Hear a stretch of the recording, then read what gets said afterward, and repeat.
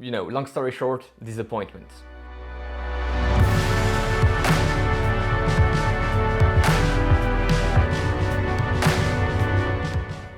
Hey everyone, and welcome back on the channel. My name is Alex, and today is another episode of Trends, a series in which I describe how a shoe grew on me or not, how a shoe disappointed me or not after a certain, time after which I used it. So here's episode 3, and today we have 4 shoes. Without no further ado, let's begin. We have the Adistar from Adidas. This is a shoe that I liked, the first, second run in it was okay. Slow, easy paces are fine, very, very stable.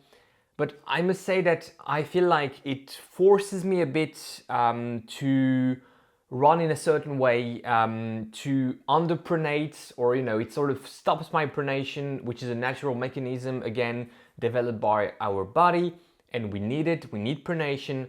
This shoe is too stable for me, and sometimes it's pleasant just to go and feel like you're really, guided by some rails, just moving forward and not collapsing in all directions. Here I would like to be a bit more free and to have a bit of more of a free sensation of running.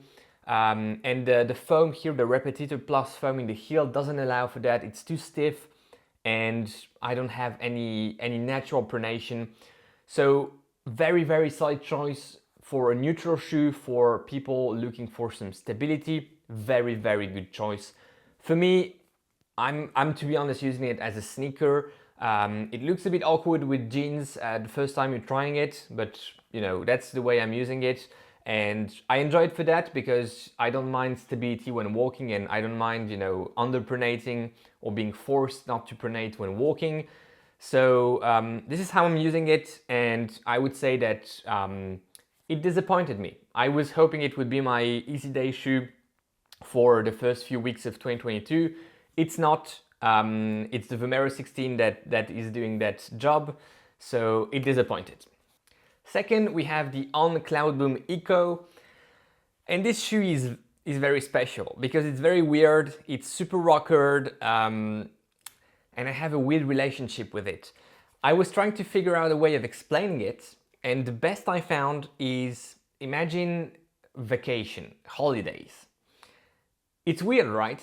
At the beginning it doesn't feel natural. You're not going to work, you're not going to do your daily routine because you're on vacation away from home, or it's holiday and you don't have to go to work. It feels weird, it feels pleasant at the same time. But it's not sound to do that all the time, right? It's not sound, it wouldn't be sound to be on vacation all the time. And this is exactly it.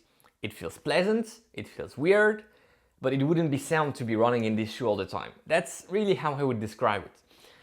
Essentially, it's very firm, and I don't think going for very long runs, very hard session in this shoe all the time would be the best, the smartest use of this shoe.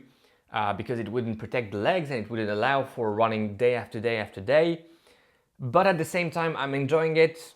It grew on me, so yeah, it grew on me. New Balance More V3. Long story short, disappointment. I wasn't super convinced by the shoe in my first impression review. You know it, you watched it, and it never did the trick for me. I just find it too clunky, soft, but without any character, without any personality, if you will. I'm just not using it as much as some people would use their max cushion shoe in their rotation. It's just sitting here in the box, and I'm not using it. And when I put it on, I'm like, disappointment. And last but certainly not least, here again, long story short, very good surprise. On running, Cloudstratus 2. It's different from what On Running is known for. This is softer, this is way more pleasant than I imagined. The fit is very wide and the upper has too much volume for me. But still, I found myself very surprised to reach for this shoe for running, but also for casual walking. And you know, it's that type of surprise that you don't expect and that you cannot really explain. I'm just happy with this shoe because it's, again, so different like the other on-running shoe, the Cloudboom Echo, but this one you could use on a daily basis. It could be an all-rounder type of shoe for some people having only one shoe in their rotation. You could have this one. It's stable, it's pleasant to run in, surprisingly cushioned for the geometer score of the foam here, of the midsole compound, and it's very sound. It acts very naturally. Again, the fit is wide, and I'm not a big fan of that, but sometimes it's also pleasant to have that. So yeah, and the design, I must admit that on running, it wasn't a design that I was really into before this year, before trying this shoe. And now, you know, I don't really like the colorway, but I'm using it again with jeans, with some casual clothes, going outside and walking in this shoe, just because it feels nice when we're going for an active walk or when we're going for shopping or groceries with Mary. I can take this one easily because I know I'm going to be comfortable in it. It looks okay-ish with the jeans or something else.